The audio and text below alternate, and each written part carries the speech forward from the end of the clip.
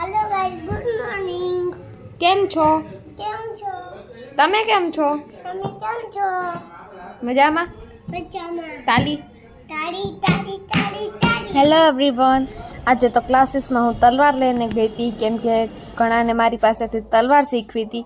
તો એ લાઈ કે દીદી તમે ફેરવીને દેખાડો અને પછી અમે શીખી. તો જો હું ફેરવું છું અને આ સ્વોર્ડનો વજન ઓલમોસ્ટ હશે 5 kg.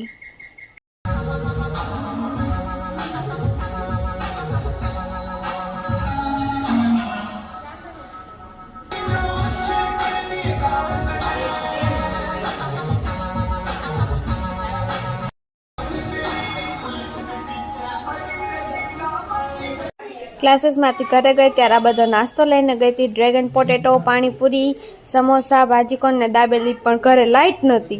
પછી મેં મારું જમવાનું જ થઈ ગયું હતું ને રાતના 12 વાગ્યા બાનો વિડીયો કોલ આવ્યો અને એના ઘરમાં જે જમવાનું રેડી હતું એને નહોતું જમવું એટલે એ પીઝા ઓર્ડર કર્યા હતા અને મને વિડીયો કોલ આવ્યો કે હાલ દીદી મેં પીઝા ઓર્ડર કર્યા છે, આપણે 2 પીઝા ખાઈએ.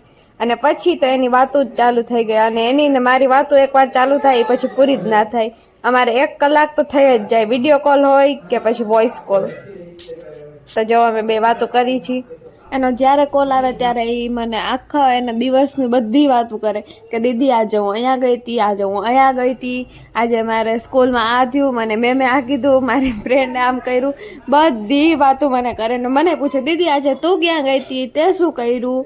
એટલે એ અમારે બધા આખા દિવસની વાત કરીએ ને તો અમારે કલાક તો જોઈ જ જાય કમસે કમ.